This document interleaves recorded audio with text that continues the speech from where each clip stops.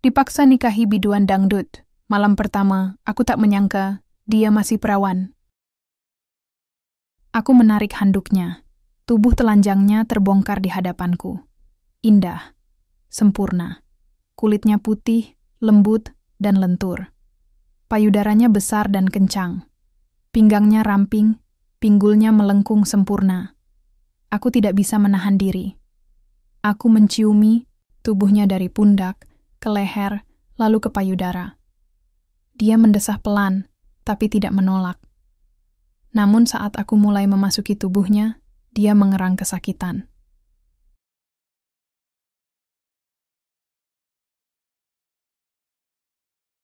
Namaku Akhdan Hanif Rafasya. Usiaku 28 tahun.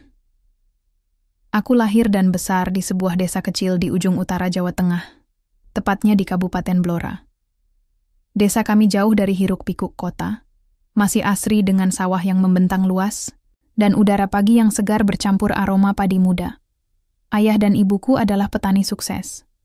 Meski tidak kaya raya, namun cukup untuk memenuhi kebutuhan keluarga. Yang lebih penting lagi, kedua orang tuaku taat beragama. Rumah kami selalu ramai dengan zikir dan pengajian. Kami dibesarkan dalam nuansa agama yang kental, dan itu membuat kami dikenal sebagai keluarga yang baik di desa. Aku bekerja di Jakarta, di salah satu perusahaan digital terkemuka. Jabatanku saat ini adalah staf senior digital strategist. Bisa dibilang hidupku stabil, penghasilan cukup, karier menjanjikan, dan lingkungan kerja modern. Tapi meski begitu, aku tetap menjaga nilai-nilai yang diajarkan orang tua. Saat itu, bulan Mei aku dipanggil pulang ke desa karena ada urusan penting. Ayah mengatakan bahwa sudah saatnya aku menikah. Usiaku 28 tahun di mata desa adalah usia yang terlambat bagi seorang laki-laki untuk belum berumah tangga. Aku mencoba menjelaskan padanya bahwa aku ingin fokus pada pekerjaan dulu. Kamu pikir kerja di Jakarta itu lebih penting dari takdir Tuhan? Tanya ayahku dengan nada lembut tapi tegas.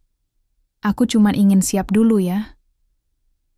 Kamu akan siap kalau kamu sudah punya istri yang bisa membimbingmu, dan Allah akan melengkapimu, jawabnya. Beberapa hari kemudian, seorang tamu datang ke rumah. Beliau adalah teman dekat ayahku, juga teman sekolah dulu. Namanya Pak Sastro. Dia berasal dari Kudus dan sedang dalam masalah pribadi. Setelah basa-basi, Pak Sastro mulai bercerita tentang putrinya. Putri saya satu-satunya. Umurnya 25 tahun.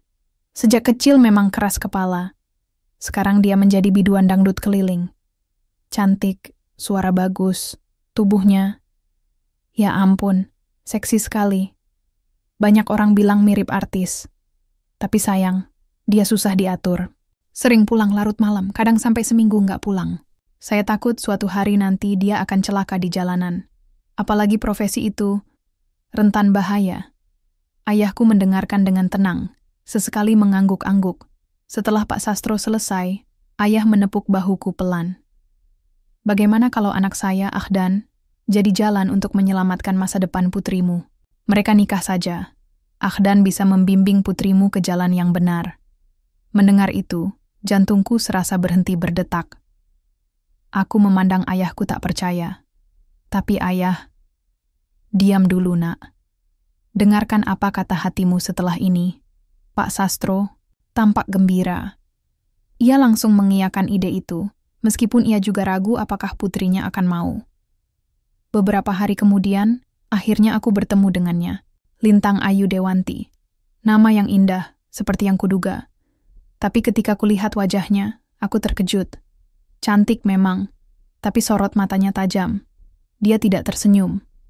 Bahkan saat ayahku memperkenalkanku sebagai calon suaminya, dia hanya diam, lalu pergi tanpa sepatah kata. Beberapa hari kemudian, kabarnya dia kabur dari rumah. 2 minggu tak ada kabar. Orang tuanya panik, sementara ayahku hanya berkata, "Ini ujian pertama bagimu, nak. Percayalah, semua ini ada hikmahnya." Aku tidak yakin. Tapi aku menghormati keputusan orang tua. Aku yakin, pasti ada alasan kenapa semua ini terjadi. dan aku tidak tahu bahwa hidupku akan berubah drastis setelah pernikahan ini. Aku masih bisa mengingat dengan jelas hari itu. Hari pernikahanku, upacara dilangsungkan sederhana di halaman rumahku di Blora. Meski sederhana, tetap saja banyak tamu datang, tetangga, keluarga besar, teman lama orang tua, hingga tokoh desa. Semua ingin melihat bagaimana seorang biduan dangdut menikahi anak kiai muda dari desa. Lintang tampil anggun dalam balutan kebaya putih dan selendang biru. Rambutnya disanggul rapi, hanya sedikit dihiasi bunga melati. Aku tidak bisa membohongi diriku sendiri. Dia terlihat cantik sekali, tapi aku juga gugup. Aku bahkan tidak tahu apa yang akan terjadi setelah ini. Resepsi berjalan lancar, meski beberapa kali aku mendengar bisikan-bisikan tetangga. Wah, ternyata bener tuh. Lintang Ayu nikah sama Ahdan. Iya, siapa sangka. Padahal dulu suka joget-joget di panggung. Semoga aja dibimbing baik. Aku mencoba tersenyum, tapi hati tak tenang. Saat malam tiba, akhirnya aku masuk ke kamar pengantin. Jantungku berdebar keras. Aku membuka pintu pelan. Di dalam Lintang duduk di tepi ranjang, masih memakai gaun pengantin lengkap. Lampu kamar redup, hanya menyala separuh terang. Aku berdiri di depan pintu, ragu untuk maju. Aku tidak tahu harus mulai dari mana. Ini pertama kalinya aku akan tidur bersama seorang wanita. Dan bukan sembarang wanita, dia adalah seorang biduan dangdut yang sering tampil seksi di atas panggung. Aku menutup pintu pelan, lalu duduk di sebelahnya. "Kamu baik-baik saja?" tanyaku pelan. Dia diam sejenak, lalu menghela napas panjang. "Bisa, tolong lepaskan bajuku. Aku capek banget," jawabnya tanpa menoleh. Aku terkejut. Suaranya rendah, tapi entah kenapa membuat dadaku sesak. Aku bangkit, lalu perlahan melepaskan kancing-kancing di belakangnya. Gaun itu turun perlahan, memperlihatkan punggungnya yang putih mulus. Bra hitam yang dia pakai kontras dengan warna kulitnya. Bau parfumnya harum, campur keringat ringan yang membuat aroma tubuhnya begitu menggoda. Aku menelan ludah. Hatiku berdebar. Aku cepat-cepat membaca istighfar dalam hati. "Aku ke kamar mandi dulu," katanya pelan, lalu berdiri dan berjalan ke kamar mandi. Aku duduk termenung. Waktunya singkat, tapi terasa sangat lama. Keringat dingin mengalir di dahiku. Aku tidak pernah merasa seperti ini sebelumnya. Beberapa menit kemudian, pintu kamar mandi terbuka. Dia keluar dengan handuk besar membungkus tubuhnya. Rambutnya masih agak basah, air menetes pelan dari ujungnya. Aku langsung menunduk, takut pandangan mataku akan membawa pikiran-pikiran yang salah. Tapi tubuhku bergerak sendiri. Tanpa sadar, aku sudah berdiri di belakangnya. Aku meraih tangannya pelan, lalu memeluknya dari belakang. Bau tubuhnya yang wangi membuat kepalaku terasa ringan. Aku mulai mencium lehernya. Perlahan, lalu semakin berani. Tanganku menyusup ke dalam handuk, menyentuh kulit hangatnya. Payudaranya, kurasakan montok dan kenyal. Dia mendesah pelan. Tapi saat aku mulai menjalar ke bawah, dia menahan tanganku. "Sabar, jangan buru-buru," bisiknya. Aku menurut. Tapi nafasku sudah tidak stabil. Aku tidak tahan lagi. Aku menarik handuknya. Tubuh telanjangnya terbongkar di hadapanku. Indah. Sempurna. Kulitnya putih, lembut, dan lentur. Payudaranya besar dan kencang. Pinggangnya ramping, pinggulnya melengkung sempurna. Aku tak bisa menahan diri. Aku menciumi tubuhnya dari pundak, ke leher, lalu ke payudara. Dia mendesah pelan, tapi tidak menolak. Namun saat aku mulai memasuki tubuhnya, dia mengerang kesakitan. "Aduh, pelan-pelan." Aku menghentikan gerakanku. Tapi yang lebih mengejutkan adalah ketika aku menyentuh dasar vaginanya. Ada darah perawan. Jantungku berdebar keras. Aku mundur, memandang wajahnya. Dia menangis pelan, pipinya basah oleh air. Mata, kamu masih..." Aku tidak bisa melanjutkan kata-kataku. Dia mengangguk pelan. Aku terdiam. Duniamu terasa berputar. Aku merasa begitu bodoh. Selama ini aku mengira dia sudah biasa melakukan ini. Aku mengira tubuhnya sudah menjadi milik banyak orang. Tapi ternyata, dia masih suci. Aku merasa begitu rendah. Aku merasa telah meremehkan harga dirinya. Tapi di saat yang sama, aku juga merasa senang, bahagia. Ada kebanggaan tersendiri karena aku adalah pria pertama yang menyentuhnya. Aku memeluknya erat. Maaf. Maafin aku, bisikku. Dia hanya menangis dalam pelukanku. Lalu malam itu terus berlanjut. Dengan rasa hormat, rasa cinta, dan rasa syukur yang melahirkan hubungan yang lebih dalam dari sekadar fisik. Tubuhku tak hentinya takjub melihat payudaranya yang besar dan montok hingga berapa lama kujilati sampai aku merasakan kepuasan yang belum pernah kurasakan seumur hidupku. 4 kali aku menggaulinya. Tidak, 5 kali. Sampai adzan subuh berkumandang. Setelah itu kami saling berpelukan, saling menatap. Kamu tidak menyesal menikahiku? Tanyanya pelan. Aku tersenyum. Justru aku bersyukur. Kamu masih suci. Kamu lebih dari yang aku bayangkan. Dia tersenyum tipis, lalu menempelkan kepalanya di dadaku. Kami mandi bersama, lalu sholat subuh berjamaah. Untuk pertama kalinya, aku merasa bahwa hidupku benar-benar baru. Dan aku yakin malam itu adalah awal dari segalanya. Aku masih teringat betapa sulitnya membangun kepercayaan dengan Lintang setelah malam pertama itu.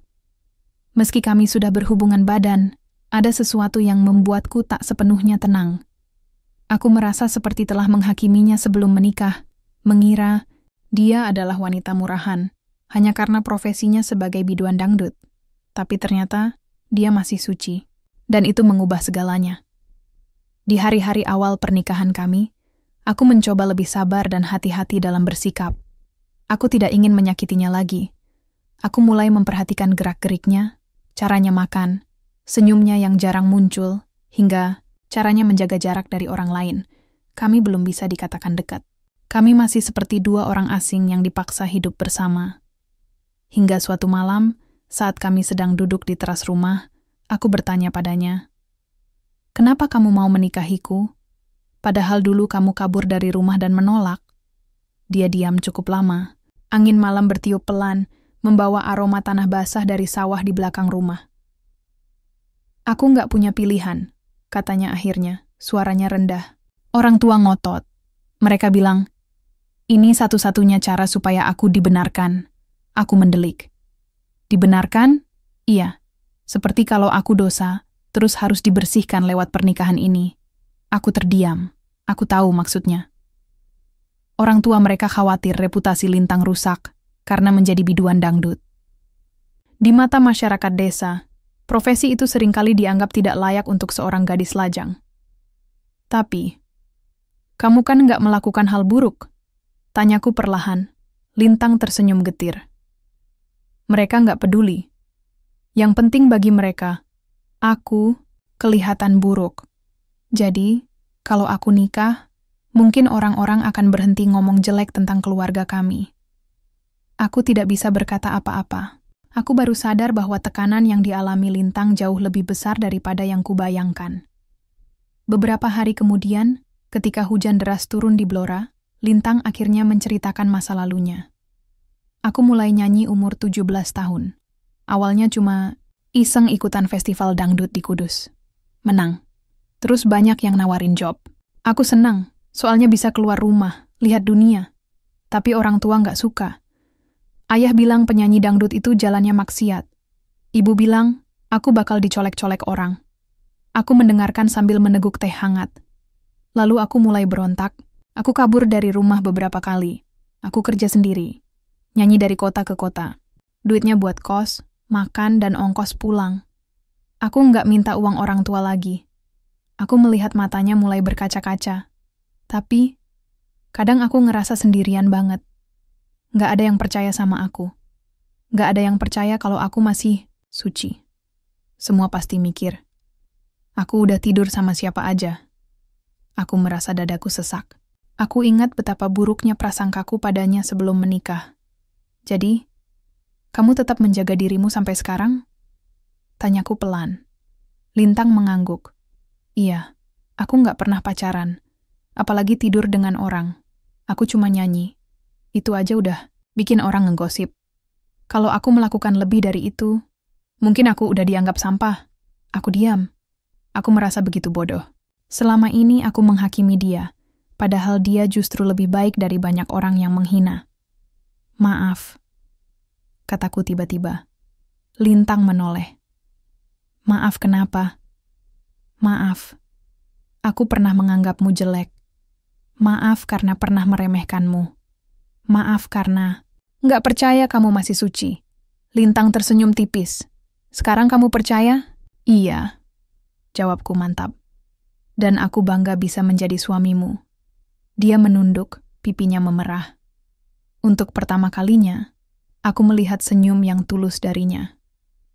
Pada malam itu, aku merasa hubungan kami mulai berubah. Tidak lagi hanya sekadar pasangan perjodohan, tapi mulai saling mengenal dan saling memahami.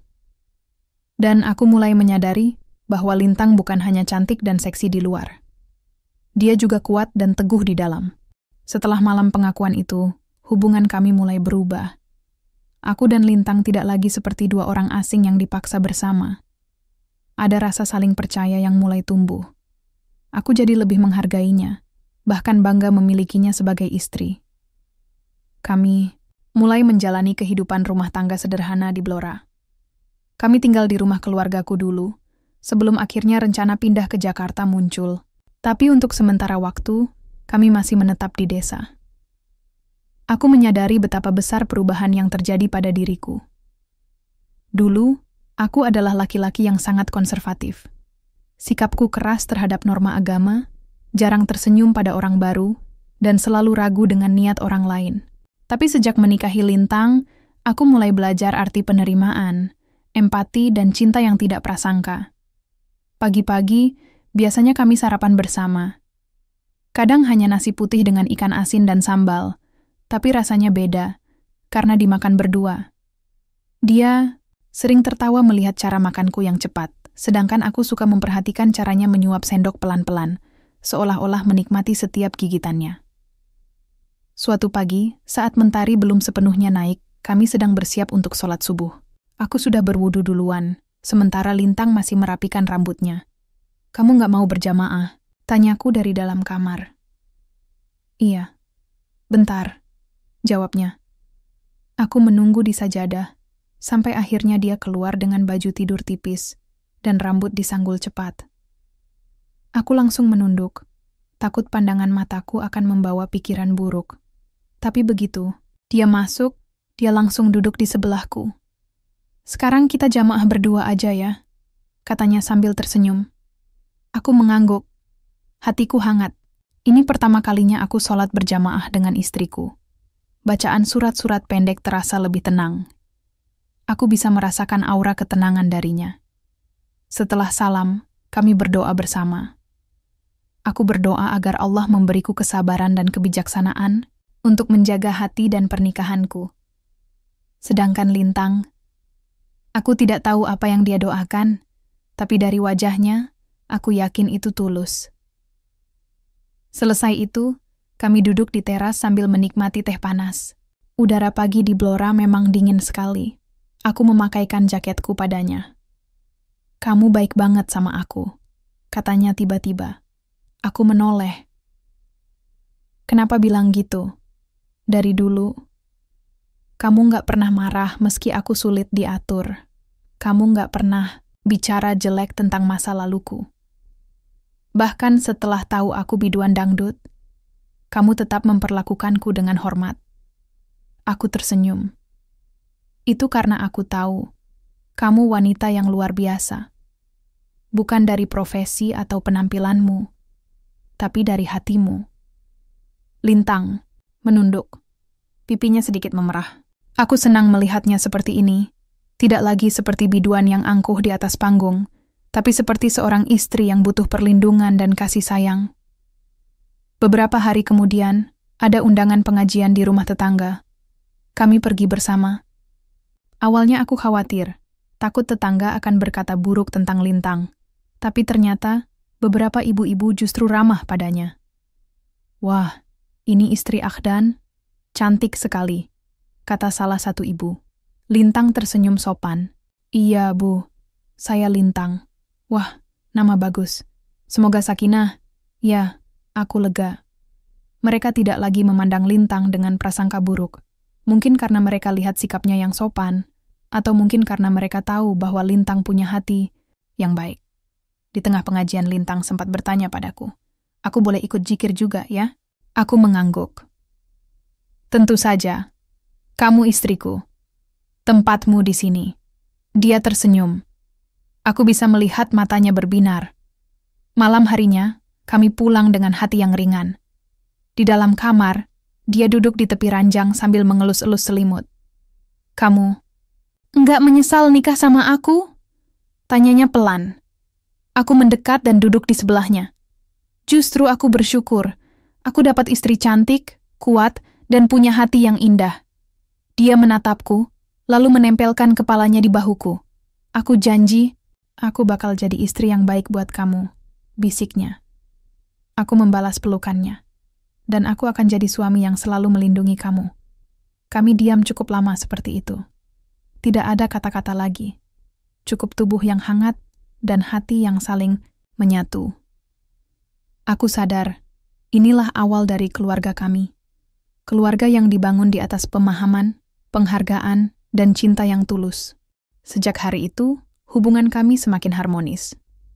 Aku dan Lintang mulai membangun kehidupan bersama dengan rasa saling percaya dan pengertian. Tapi meskipun hati kami sudah berubah, dunia luar belum sepenuhnya menerima. Beberapa minggu setelah pernikahan, aku kembali ke Jakarta untuk bekerja. Aku harus pulang ke rumah kontrakan di Bilangan Cawang, tempat aku biasa tinggal sebelum menikah. Lintang tetap tinggal di Blora dulu, karena dia masih butuh waktu untuk beradaptasi dengan status barunya sebagai istri. Kami sepakat bahwa dia akan menyusul setelah bulan madu emosional kami selesai. Kataku begitu, tapi sebenarnya hanya alasan supaya dia tidak terlalu terburu-buru meninggalkan keluarganya. Saat pertama kali masuk kantor, teman-temanku langsung penasaran. Akdan, udah nikah? Seriusan?" Tanya Rizal, rekan kerjaku yang suka bercanda. "Iya, serius," jawabku sambil tersenyum. "Wah, jadi ceritain dong, gimana malam pertamanya? Jangan-jangan panas?" goda Faris. Aku tertawa pelan, tapi dalam hati sedikit kesal. Mereka tidak tahu siapa Lintang sebenarnya. Tapi aku mencoba menjaga sikap. Biasa aja, malam pertama seperti biasa. "Tapi kan, katanya biduan dangdut, pasti dia punya teknik-teknik rahasia ya," kata Faris lagi sambil mengedip-ngedipkan mata. Aku langsung berdiri. Nada bicaranya meremehkan. Bahkan tanpa dia sadari, itu menyakitiku dan Lintang. "Dia bukan orang yang kamu pikir," ujarku dingin. "Jangan asal bicara tentang orang yang bahkan gak kamu kenal." Faris dan Rizal terkejut. Mungkin mereka tidak menyangka aku akan marah hanya karena lelucon. "Ya ampun, santailah bro. Kami cuma bercanda," kata Rizal mencoba menenangkan. Aku menarik napas panjang. "Lihat dulu sebelum ngomong. Jangan lihat dari luarnya doang." Setelah itu aku pergi ke ruang meeting, masih merasa kesal. Tapi aku juga sadar, ini baru permulaan. Di luar sana, banyak orang yang masih melihat Lintang dari profesinya dulu, termasuk keluargaku sendiri.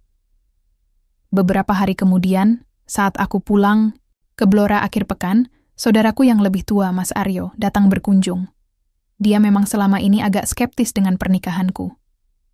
"Kamu yakin hidupmu akan tenang dengan dia?" tanyanya sambil meminum teh. Aku menatapnya tajam. "Kenapa enggak?" "Ya, soalnya dia mantan biduan. Kamu enggak takut nanti dia kabur lagi? Atau bahkan ada laki-laki lain yang dekat sama dia?" Aku mendengus. Lintang itu wanita yang punya harga diri. Dia tidak seperti yang kamu bayangkan. Mas Aryo menggeleng pelan. "Kita lihat aja. Nanti. Jangan bilang tuh kan, kalau sesuatu terjadi." Aku tidak bisa menjawab apa-apa. Aku kesal, tapi aku juga tahu bahwa pandangan itu adalah cerminan dari masyarakat kita.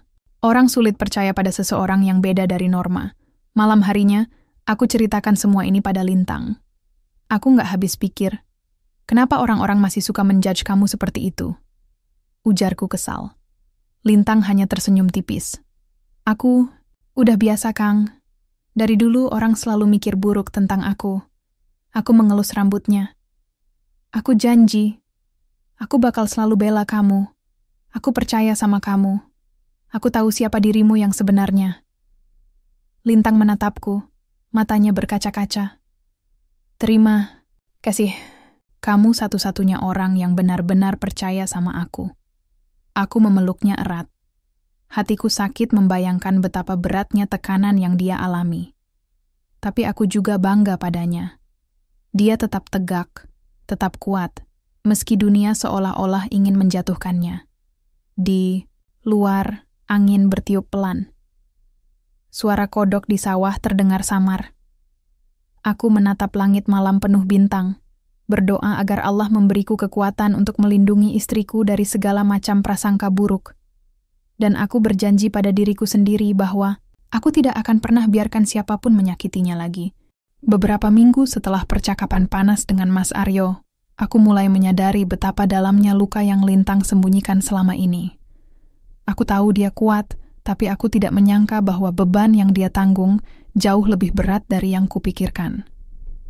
Suatu sore saat Lintang pergi ke pasar desa bersama ibu, aku membersihkan kamar kami sejenak. Kebetulan ponselku sedang lobat, dan aku mencari stop kontak. Di meja samping tempat tidur, ada sebuah kotak kayu kecil yang biasanya tertutup rapat. Tapi hari itu, tutupnya terbuka sedikit. Mungkin karena angin atau tersenggol tadi malam. Aku tidak berniat mengambil atau membukanya. Tapi entah kenapa, mataku tertarik pada isi di dalamnya. Beberapa lembar kertas yang tampak seperti surat, foto lama, dan sebuah buku catatan kecil. Aku ragu-ragu. Membaca diary orang lain adalah pelanggaran privasi.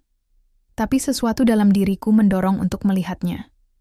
Mungkin naluri suami yang ingin lebih memahami istri. Atau mungkin rasa penasaran yang sudah lama terpendam. Aku membuka halaman pertama. Hari ini aku menangis lagi.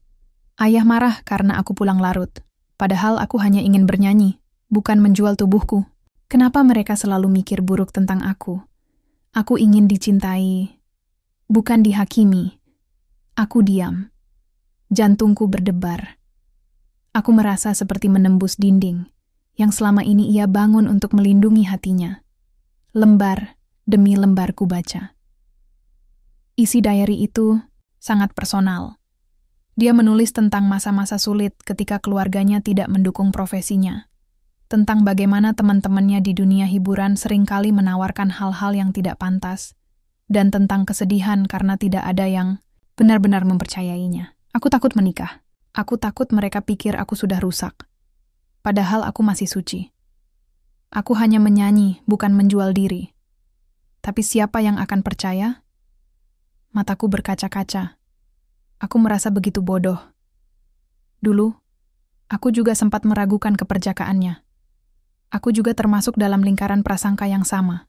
Dan sekarang, aku baru menyadari bahwa Lintang telah bertahan sendiri melawan semua itu. Tiba-tiba pintu rumah dibuka. Aku cepat-cepat menutup buku itu dan meletakkannya kembali. Tapi Lintang masuk ke kamar beberapa menit kemudian. Matanya langsung tertuju pada kotak itu. "Apa kamu membacanya?" Tanyanya pelan, tapi sorot matanya tajam.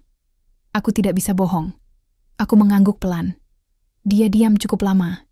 Wajahnya tidak marah, tapi aku bisa melihat kilatan rasa sakit di dalamnya. "Kamu nggak punya hak untuk baca itu," katanya akhirnya. Aku minta maaf. Aku tidak bermaksud menghina kamu.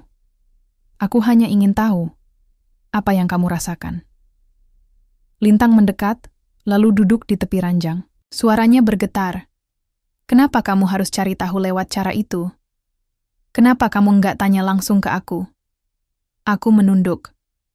Aku takut kamu tidak mau cerita. Aku takut kamu menyembunyikan sesuatu dariku. Lintang menghela napas panjang. Aku nggak bilang apa-apa karena aku takut kamu akan pergi. Aku takut kamu akan bilang aku jelek. Aku takut kamu akan meremehkanku seperti semua orang dulu. Aku mendekat dan memegang tangannya. Aku nggak akan pergi. Aku bahkan merasa malu Karena dulu aku juga pernah meragukanmu.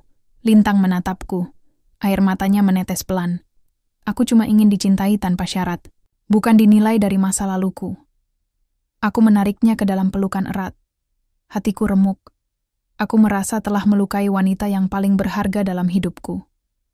Maafkan aku. Aku janji, aku akan selalu percaya padamu.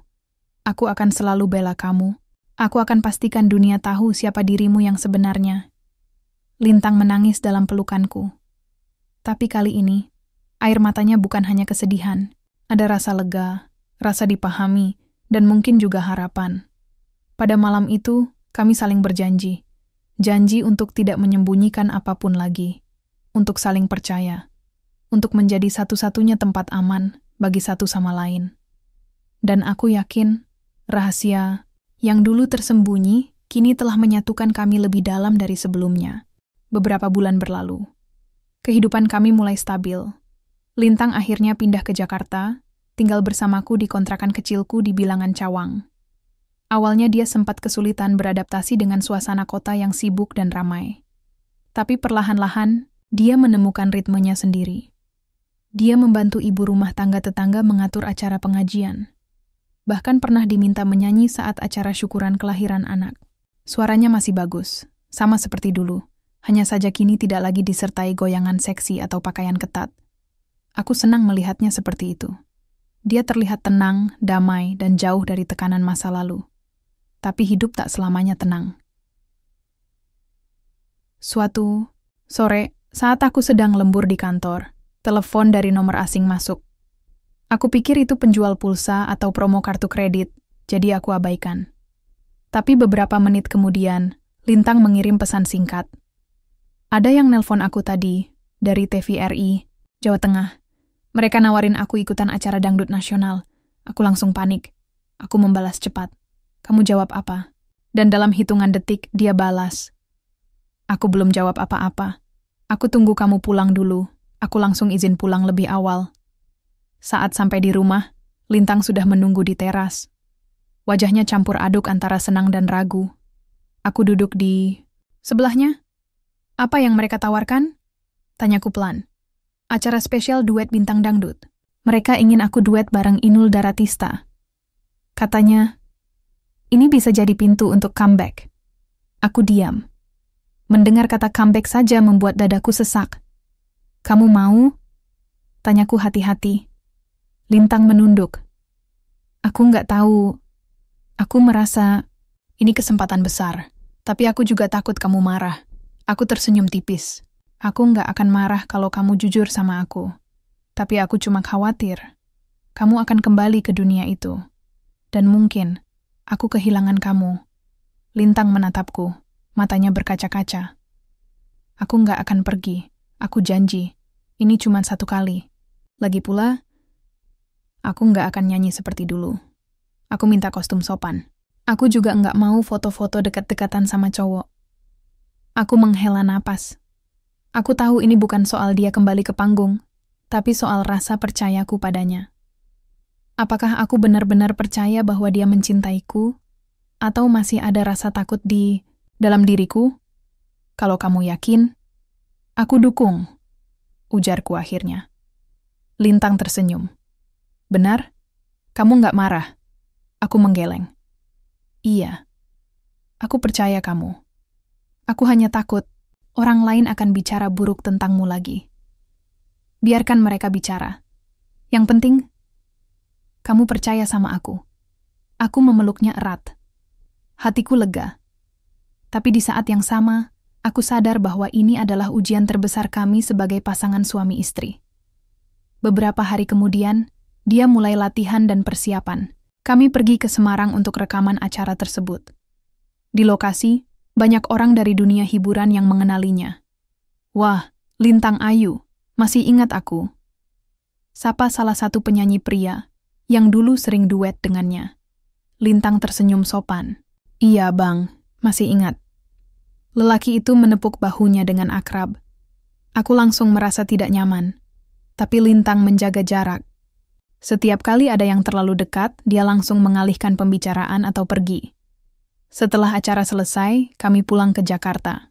Di mobil, Lintang bertanya padaku, "Kamu cemburu tadi?" Aku tersenyum. "Iya, tapi bukan karena kamu nyanyi, tapi karena cara mereka memandang kamu, seperti kamu milik mereka." Lintang menoleh. "Aku hanya punya satu pemilik sekarang, dan dia sedang mengemudi di sampingku." Aku tertawa kecil, tapi hatiku hangat. Malam itu, setelah mandi, kami saling berpelukan di ranjang. "Kamu tahu nggak? Hari ini aku merasa bangga sama kamu," katanya pelan. "Apa karena kamu berhasil nyanyi?" "Bukan. Tapi karena kamu percaya sama aku. Padahal, semua orang pasti mikir buruk. Tapi kamu tetap mendukungku." Aku mengecup keningnya. "Itu karena aku tahu siapa dirimu yang sebenarnya. Aku tahu kamu tidak akan pernah menyakitiku." Lintang tersenyum. "Aku janji, selama kamu ada di sisiku, aku tidak akan pergi." Aku memejamkan mata. Di tengah gelap malam Jakarta, aku merasa bahwa kami telah melewati ujian terberat kami, dan kami semakin kuat. Beberapa tahun berlalu. Hidup kami tidak sempurna, tapi penuh makna. Kami tinggal di sebuah rumah kecil yang sederhana di pinggir Jakarta Timur. Bukan rumah mewah atau apartemen mahal, tapi cukup untuk kami bertiga. Aku, Lintang, dan si kecil. Hanif ya, kami dikaruniai seorang anak laki-laki. Kami namai Hanif, sama sepertiku. Tapi dia memanggilku ayah, bukan kak. Aku ingin ia tumbuh dengan rasa hormat dan kedekatan sebagai ayah dan anak. Lintang menjadi ibu yang hangat. Meski dulu dunia menganggapnya keras dan sensual, kini ia adalah wanita lembut yang selalu menyambutku dengan senyuman setiap pulang kerja. Dia rajin masak, rajin merapikan rumah, bahkan mulai aktif di pengajian ibu-ibu komplek. Aku pun berubah. Dulu aku terlalu kaku, terlalu percaya pada norma tanpa melihat hati orang. Tapi menikahi Lintang mengajariku arti cinta yang sebenarnya. Penerimaan, kesabaran, dan keyakinan bahwa semua orang layak diberi kesempatan. Suatu pagi, saat Hanif sedang tertidur lelap di pangkuan Lintang, aku duduk di teras sambil menyeruput teh hangat. Udara masih sejuk. Burung-burung berkicau riang di atas pohon jambu belakang rumah. Lintang datang membawa segelas teh susu hangat untukku. "Ini," katanya sambil duduk di sebelahku. Aku tersenyum. "Terima kasih." Dia menatapku lama. "Kamu bahagia?" Aku balas. Menatapnya. "Sangat." "Aku juga," bisiknya. Kami diam sejenak, menikmati momen itu. Seperti pasangan biasa yang hidup dalam kehangatan rumah tangga. Tapi Lintang tiba-tiba berkata, "Dulu, aku nggak pernah bayangkan bisa hidup seperti ini. Punya suami yang sayang, punya anak yang lucu, punya keluarga yang saling percaya." Aku mengelus rambutnya. Aku juga nggak nyangka. Aku pikir aku cuma dipaksa nikahi biduan dangdut. Tapi ternyata aku malah dapat istri hebat. Lintang tertawa pelan. "Kamu sok romantis banget ya." Aku ikutan tertawa. "Iyalah, udah jadi suami ideal aja." Kami tertawa bersama. Di tengah tawa itu, Hanif bangun dari tidurnya. "Papa, Mama, ketawa apa?" tanyanya mengantuk. Lintang menggendongnya. "Karena Papa bilang Mama cantik dan hebat." Aku mengacak rambutnya. "Dan Mama bilang Papa sok romantis." Hanif tertawa kecil. Hatiku hangat. Beberapa bulan kemudian, kami mengadakan syukuran kecil di rumah. Kami undang tetangga, saudara, dan teman dekat. Bahkan Mas Aryo datang. Kali ini sikapnya berbeda. Ia ramah pada Lintang, bahkan memujinya. "Wah, kamu sekarang lebih cantik lagi, Lintang. Jadi ibu rumah tangga cocok banget sama kamu." Lintang tersenyum sopan. "Makasih, Mas." Setelah acara selesai, Mas Aryo menepuk bahuku. "Kamu benar, kamu emang harus percaya sama dia. Maaf kalau dulu aku salah sangka." Aku tersenyum. "Nggak apa-apa. Yang penting, sekarang kita semua tahu siapa dirinya yang sebenarnya." Di desa, kabar tentang Lintang juga sudah berubah. Orang tua dan tetangga di Blora mulai menerima keberadaannya. Mereka melihat bagaimana ia menjaga nilai-nilai agama, meskipun dulunya bekerja di dunia hiburan. Bahkan suatu hari, aku mendengar obrolan dua ibu-ibu di pasar. Iya, tuh Lintang Ayu sekarang jadi ustadzah dadakan di pengajian RW-nya Akhdan. Iya, aku lihat waktu dia ceramah soal sabar dan takwa. Mantap banget. Aku hanya tersenyum. Dunia akhirnya melihat kebenaran. Malam harinya, aku dan Lintang duduk di teras, seperti biasa. Anakku sudah tertidur. Langit malam penuh bintang.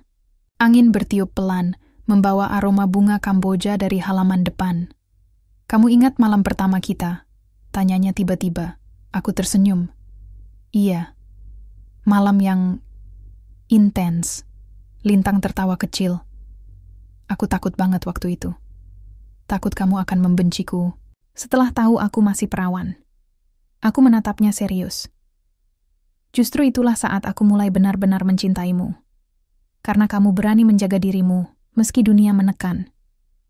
Lintang menempelkan kepalanya di bahuku. Aku bersyukur. Aku dipaksa menikahimu. Aku memeluknya erat. Aku juga. Karena kamu, aku jadi tahu arti cinta yang sebenarnya. Kami diam dalam keheningan. Tidak ada kata-kata lagi. Cukup dengan tubuh yang hangat, hati yang tenang, dan janji yang terus hidup. Karena cinta bukanlah tentang masa lalu, tapi tentang bagaimana kita saling percaya di masa depan.